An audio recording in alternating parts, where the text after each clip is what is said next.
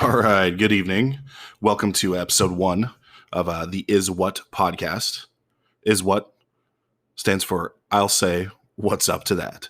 Something I came up with years ago when I was talking to my friends. It used to just be something simple. Imagine you go out and having lunch with the buddies and I decide to get onion rings. Well, everybody else gets french fries, and then they essentially look over and they say, hey, can I say what's up to one of those? Can I have one? So from then on, it really morphed. I'll say what's up to that is what? Oh, let's say what's up to that. Something interesting, something I want to talk about. I'd say what's up to that. Talk about it, explain it. So is what? ISWUTT. I'll say what's up to that. If you like this recording, feel free to reach out to me and I'll say what's up to that at gmail.com. But yeah, this is going to be episode 1. I'm going to make this one a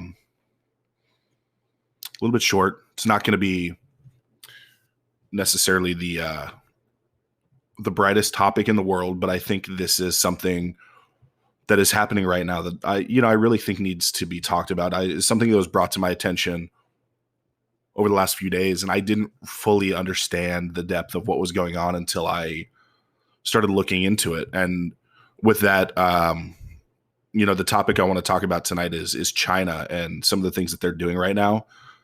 Some of the theories that I've been reading about, a couple current events over the last few days. Today we have the 16th of July, 2020. There have been some interesting goings on. Some things in the news cause for some concerns. So I want to go into some of those things. I want to talk a little bit about Hong Kong, what's going on there. I think it's very interesting. I was fortunate enough to actually go to Hong Kong. So I want to talk a little bit about the city that I was fortunate enough a few years ago to go and experience. I'll tell you some of my stories from the time I spent there, a couple weeks. I had a great time, quite frankly. Maybe me sharing some of the really fun stories and times that I had there, some of the people that I met and experiences that I'll quite frankly never forget. Maybe that will let us think and reflect on how sad it is that the Chinese government is doing what they're doing right now, and they're not letting Hong Kong remain Hong Kong. So talk a little bit about that. I want to talk a little bit about what China is doing right now with this group called the Uyghur Muslims from, I guess if you look at China, it's kind of in like the northwest, an area what they used to call, I think it was like Eastern Turkmenistan or something along those lines. I'll find that information out while we're talking about it. Because this is really, it's one of the three things that we're going to talk about tonight that is certainly a cause for concern. Quite frankly, it's pretty scary because once we get into it, it's going to really show some striking similarities to something that's happened in humanity's past that nobody really is proud of. Third thing I kind of want to talk about with China is, I can't say China, but one of the things I really would like to talk about is there was quite the hack on Twitter yesterday. On the 15th, some high-profile accounts got hacked, and they were tweeting out all kind of nonsense. So I want to talk about those things.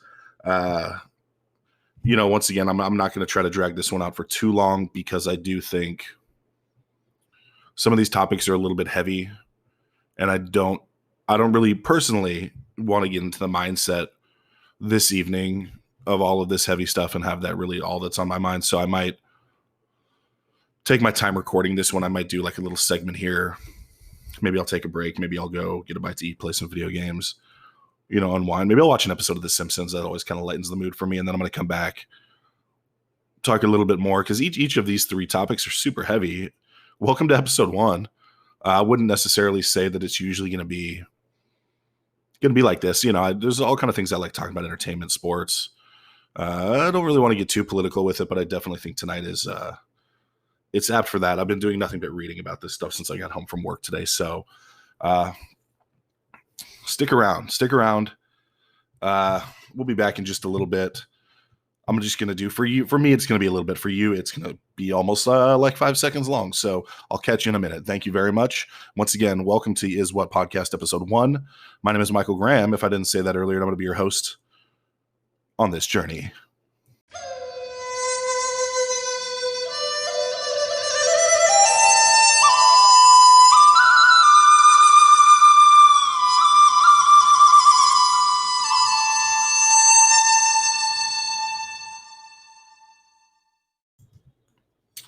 All right, welcome back. Once again, episode 1 of the ISWUTT podcast. So I guess I'm just going to dive right in. I already gave you guys a little bit of a heads up as to what we're going to be discussing tonight. So one of the things I want to start with is some of the goings on in Hong Kong lately. So I was, as mentioned before, I was able to take a trip, actually with my sister, for a little bit, maybe a week or two, to Hong Kong. So it was actually kind of a funny story. I hanging out with my buddies one night, and as things tend to go for a young man on a Saturday or Friday or whatever night of the week it was, weekend, hopefully, evening, the drinks were flowing, we're having a good time. And I remember going and sitting on the couch, and when I sat on the couch, I was flipped on the TV, and Anthony Bourdain, who has been one of my longtime favorites, one of my inspirations when it comes to traveling, and quite frankly, he's the reason why I started traveling, because he always seemed to not only enjoy the cuisine but the culture and meeting people from other perspectives and other walks of life. And rest in peace, Tony Bourdain, one of the greatest travelers, one of the greatest influences in my life. I turned on the TV, and he was in Hong Kong. It was a show that he did, a short-lived show called The Layover, where he only gives himself what would be an extended layover in a different city. And he talks about some of the various different things you can do.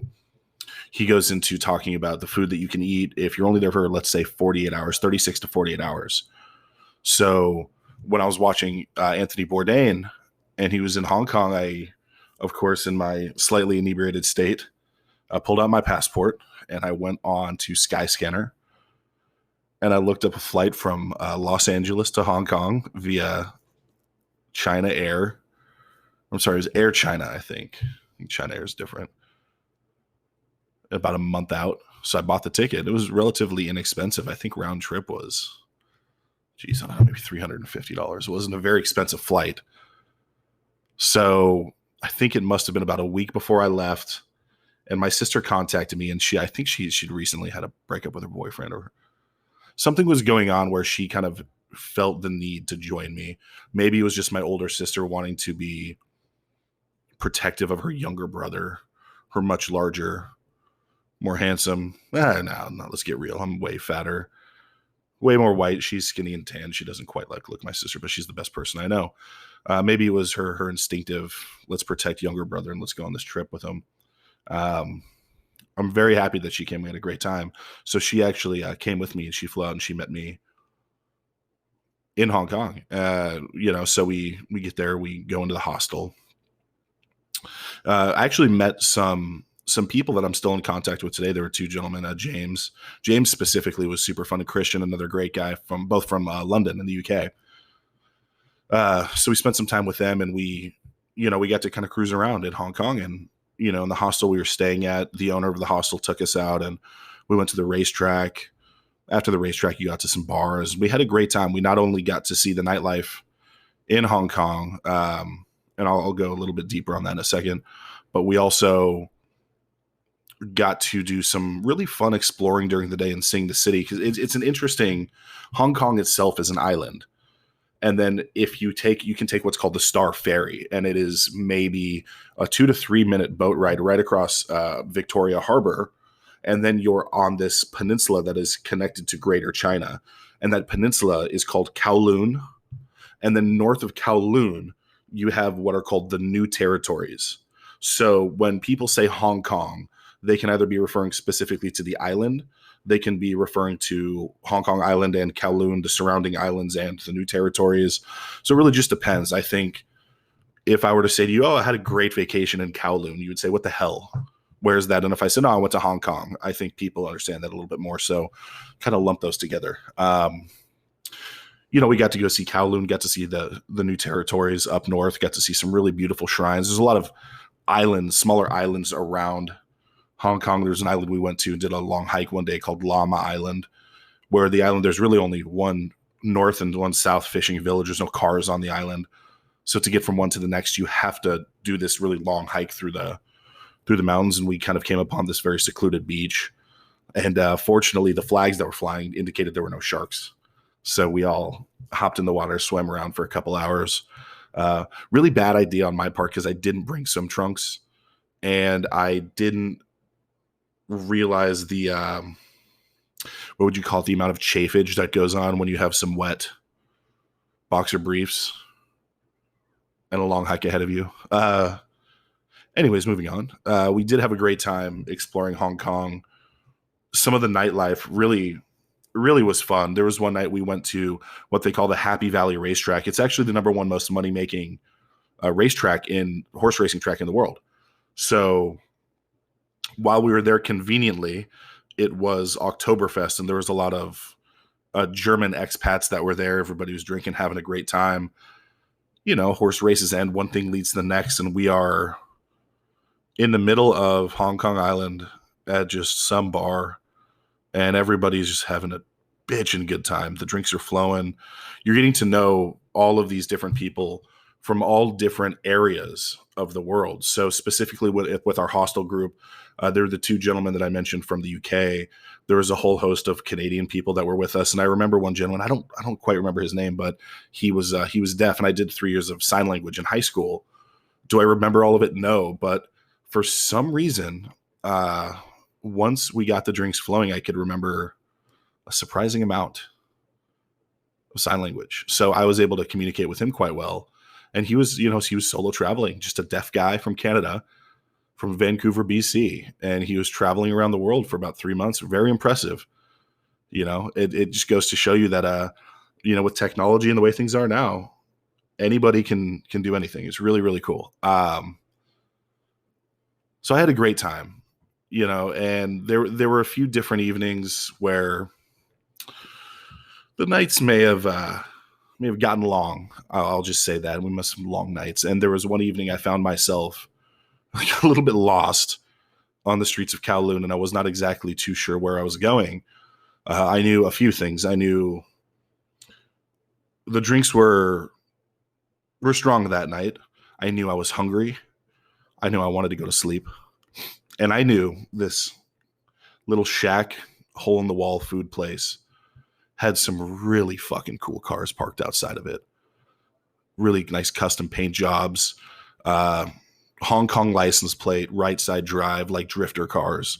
So of course I stumble up and I start talking to some of the guys. I'm saying, man, some of these cars, there was I remember specifically reminded me of the Fast and Furious movies. It was a Nissan Skyline. I think it was the second one Paul Walker was driving in the beginning. It's like a silver and blue, but it was a really, really cool car. And I was talking to the guy who drove it, and he was saying, oh, yeah, this is kind of what we do. This is our scene. I was saying, oh, kind of like, I know we're not in Japan, but almost like the Tokyo Drift style from a third Fast and Furious movie. And he was like, yeah, that's basically what we do.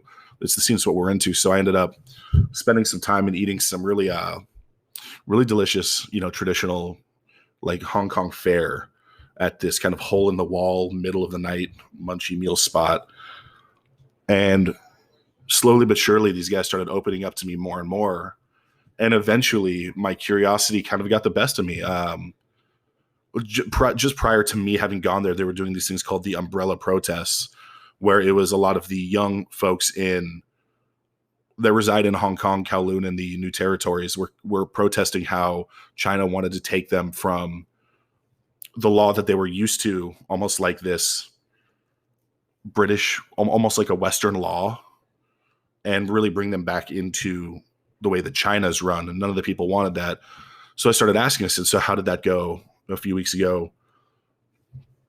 And their response was very interesting, because you would expect really one thing. It was, well, we would rather stay as a territory of the British and kind of keep it the way things had been. I mean, you have to keep in mind the British Empire initially took over Hong Kong in like the mid 1800s. The mid 1800s, and then they would kind of renew, and they would expand it. It went from Hong Kong Island to Kowloon to the New Territories. And I think they were saying that in the late 1800s, I want to say it was 1898 or 1899, they agreed to a 99-year lease for Britain to lease that from China and kind of have that as their own little colony, if you will. So you'd think these young guys that are living in Hong Kong, they either want to stay a colony of the British, or they want to be Chinese, really one of the two. And the answer that they really resoundingly gave me was, no, we don't want either. We want to be Hong Kong.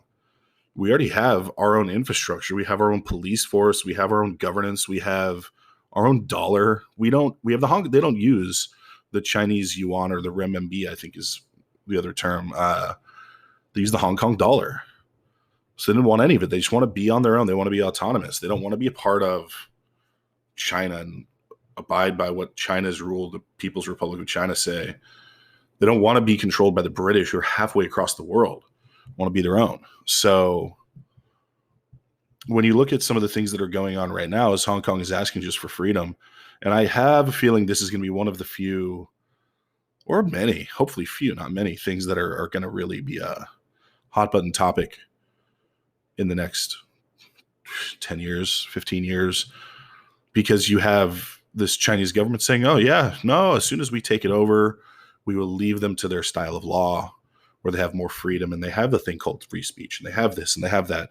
And as soon as China's getting their fingers in Hong Kong, they're basically saying, no, you are going to abide by our law, our law of the People's Republic of China. You will be one of us. And the people of Hong Kong don't want that.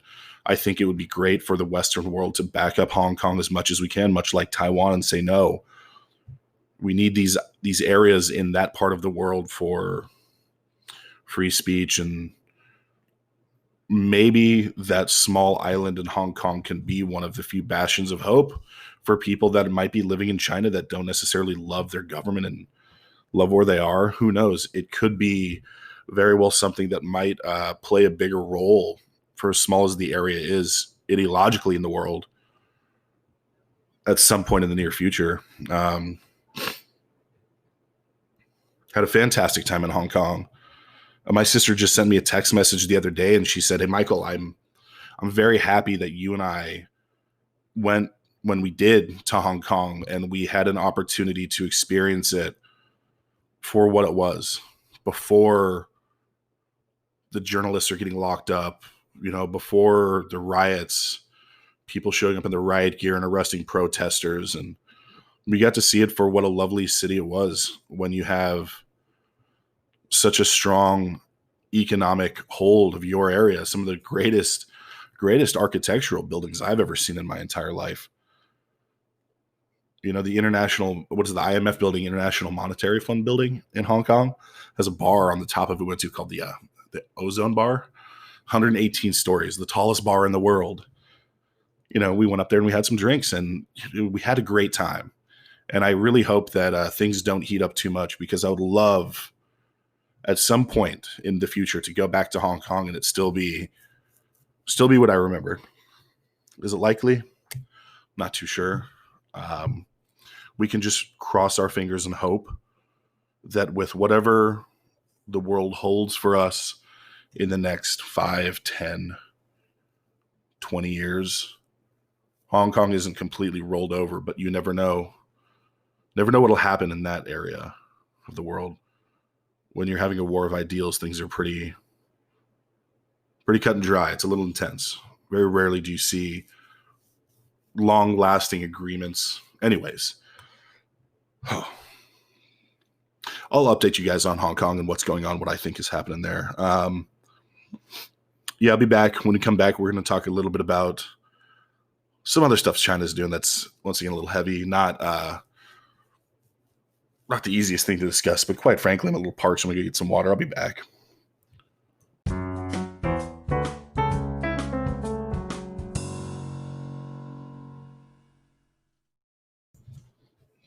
All right, very well. So we are back for the next segment here.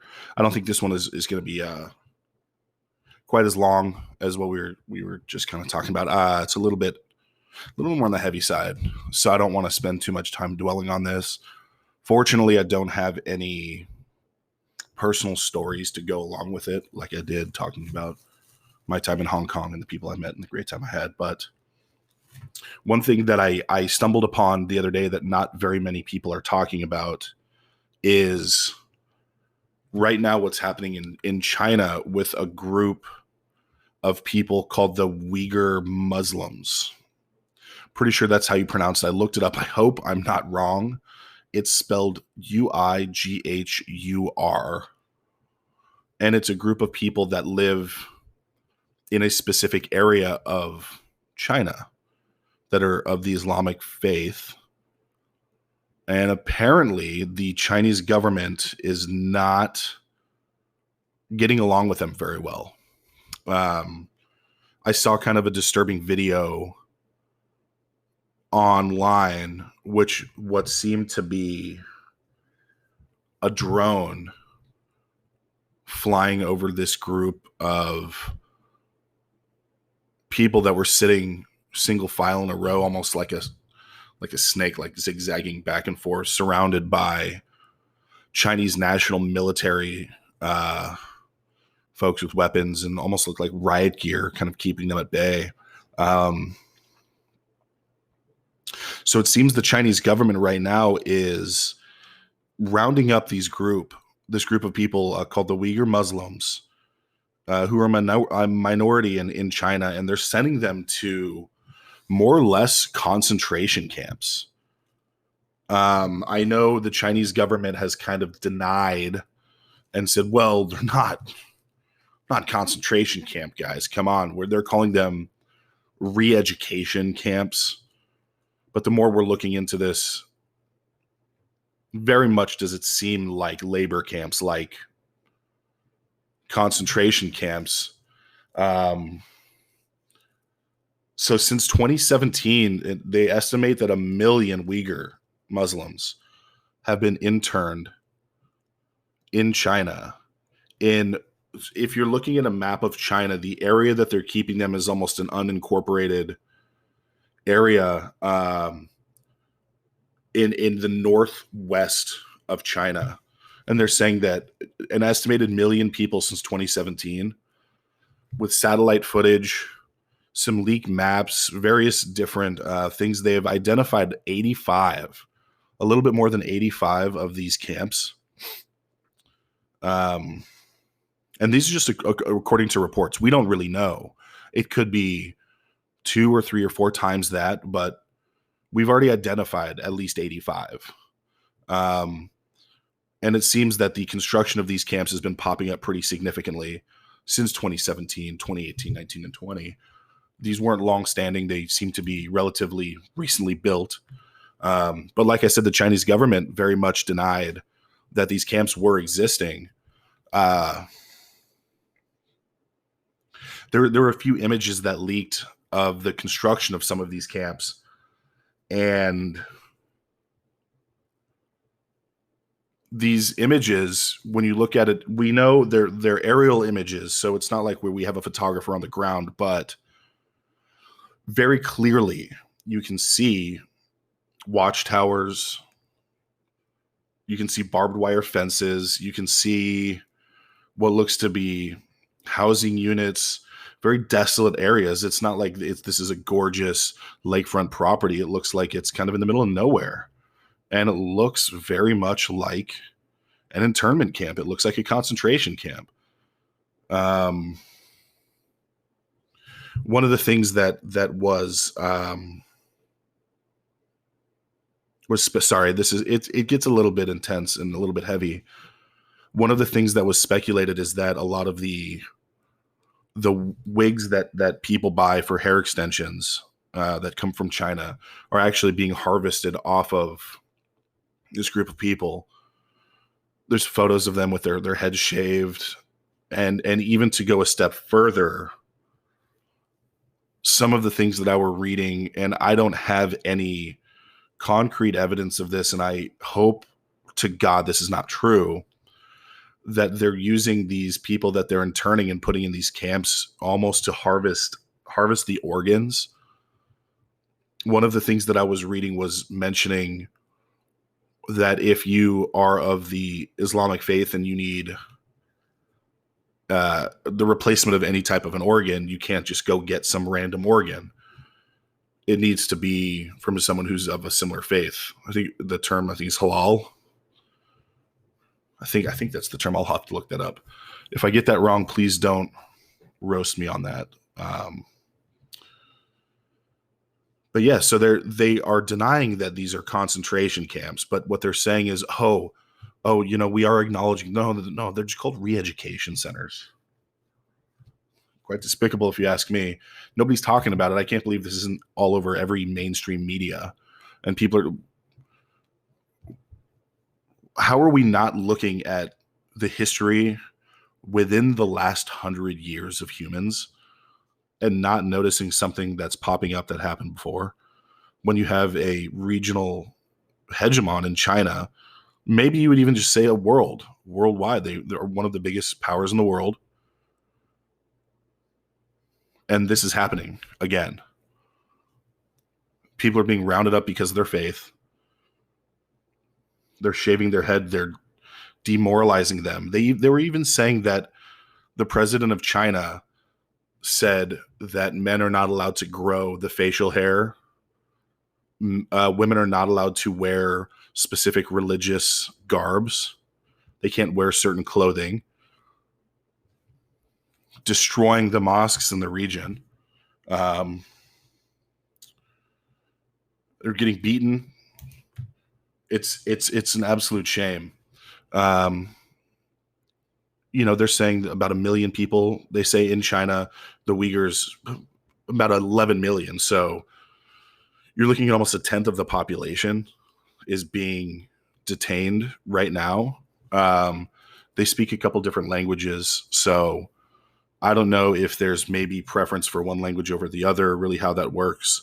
But the area definitely was once part of the Soviet Union. But when that collapsed, it seems that this kind of unincorporated area that was attached to China, China's shown up, and this is ours now.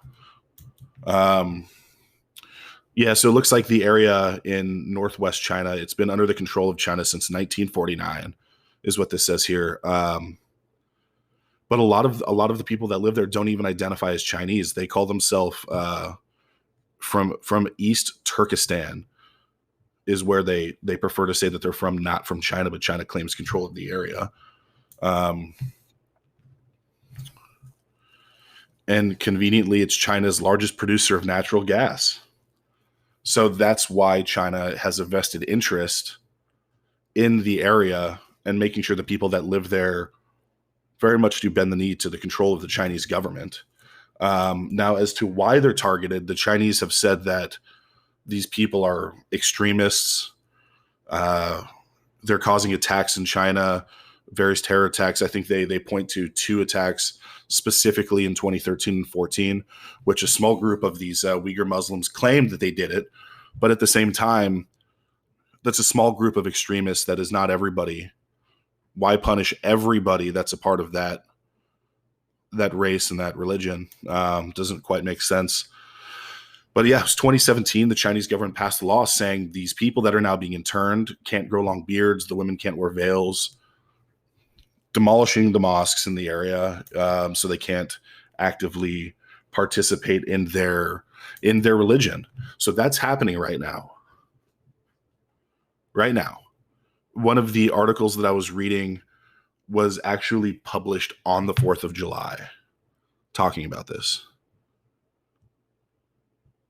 We are complaining about not going to the beach to watch fireworks on the 4th of July when something a little bit more serious is happening in the world. We're not talking about this like we should be.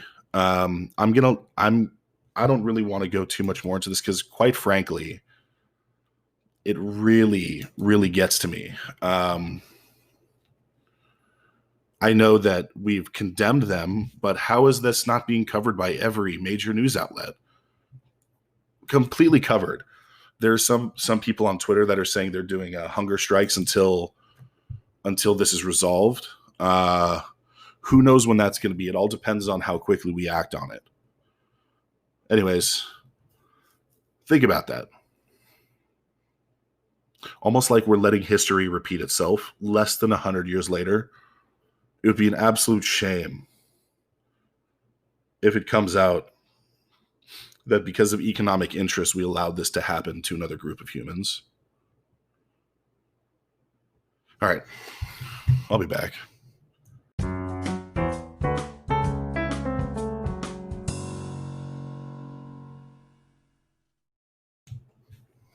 All right. Welcome back. I'm going to do one more quick little discussion. We'll call tonight. Go get some sleep. It's been exhausting reading all this stuff today. One of the things that I wanted to talk about was the hack on Twitter that happened yesterday. It seems at its surface level a little bit funny, but I think when you sit back and you think about what the real implications are of what happened, we realize this is a little bit more serious. I hope I'm wrong. I hope it was some kid, maybe a college student sitting in his dorm room, sitting in his basement, dicking around on his computer saying, I'll show you Twitter. You haven't verified me yet? I'll hack you. Hopefully. Don't think that was the case, but I think that'd be like the greatest possible outcome here. But what had happened was there was a list of high profile Twitter accounts that were verified that all sent out a tweet. It was all similar. It said, due to everything going on in America right now, the injustices, for everybody that clicks on this link and sends me your cryptocurrency, send me your Bitcoin, I will double the Bitcoin and I will be donating that directly to causes that we care about for justice. High profile. Joe Biden, Kanye West, Barack Obama, even the official Apple support Twitter handle all tweeted out something similar. Elon Musk. I could go look up the list, but those were the ones sticking out in my mind specifically. And I understand, okay, it's just a cash grab. It's people that are hacking and they say, oh man, I just want this Bitcoin. Thing is, with the cryptocurrency, if I recall correctly, there's ways to track it. So the money that they actually made, I think they said it was relatively negligible. I think it was under $200,000, which, to anybody who has any sense is a lot of money, but in the grand scheme of things, it's not much. All of these high profile accounts tweeted this out, which then caused Twitter to essentially lock up, where they had stopped everybody who was a verified Twitter account with the blue check mark. They stopped them from tweeting for a set of a few hours, 2-3 hours. Somebody could tweet. I think there were even some unverified accounts that did not have access to tweeting. And then you get this group of people calling it the TAZ, the Twitter Autonomous Zone, very much like Chaz or Chop. And they're saying, oh, here we go. All of these verified accounts, they're gone. This is our time. It's our time to rise. It was kind of the reaction of some people, but seems funny, seems goofy. I don't really use Twitter much, so I don't know. I know people spend their lives on it. I understand how it works. I just don't use it personally. I don't really have much social media. I have an Instagram account. That's about it. But some people live their entire life on Twitter where that 2 or 3 hours of their verified account they can't tweet. It's life ending. It's like, guys, go take an extended nap. Wake up and you'll be back. It's fine. But I think the people at Twitter didn't know what the fuck to do other than basically shut it down while they were investigating and trying to figure out what exactly was going on. It wasn't like an individual hack happened. It's relatively large scale. And it's not, okay, you get hacked. Great. I'll shut my account. I'll start a new one. It wasn't quite that way. It's major high profile accounts of people that really do sway the way the world works. Now, one thought that I had initially was, what happens if these people obviously could hack into this account to then send a tweet? What about the DMs of these people? Are all of the DMs now compromised? All of the messages that you and me, the general public, are not supposed to see? What happens if, and this is pie in the sky, what happens if someone posts all of Barack Obama's DMs and it turns out he was colluding with this person to have this and this, right? What happens if Joe Biden most importantly, what happens if it turns out Taylor Swift and Kanye West were in cahoots the whole time? It's over. It's over. But on a more serious note, imagine what would happen if there was another hack in Twitter and the official account of Barack Obama, of Elon Musk, of Joe Biden, if they say something world changing, North Korea launched a nuke at South Korea. China sent a nuke to Japan, Hong Kong. China sent a nuke to Taiwan, blew up Taipei. Right? What if you have multiple verified accounts reporting this?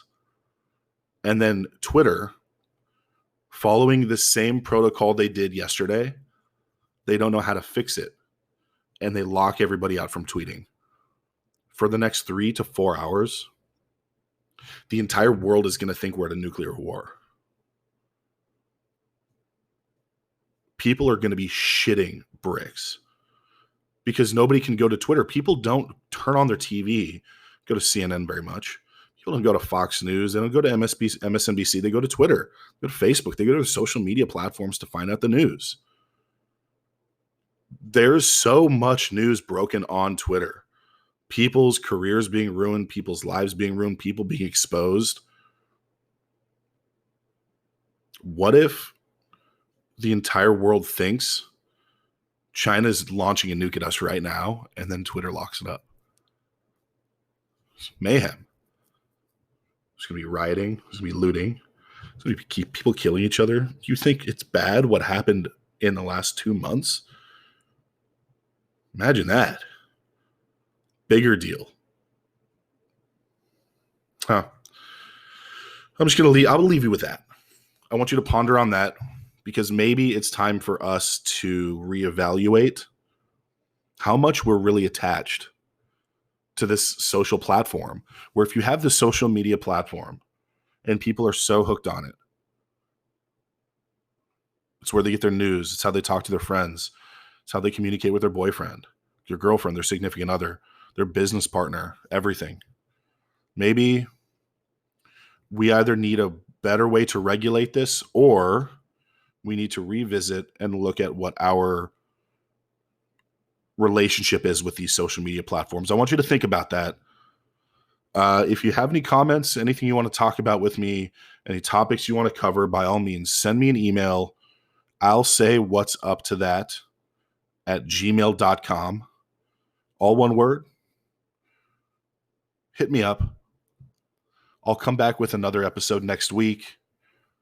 Hopefully not as heavy. Maybe we can have some more fun things. But hey, by this time next week, we're going to hear the Washington Redskins' new name, and I hope it is something doofy. I hope it is a goof.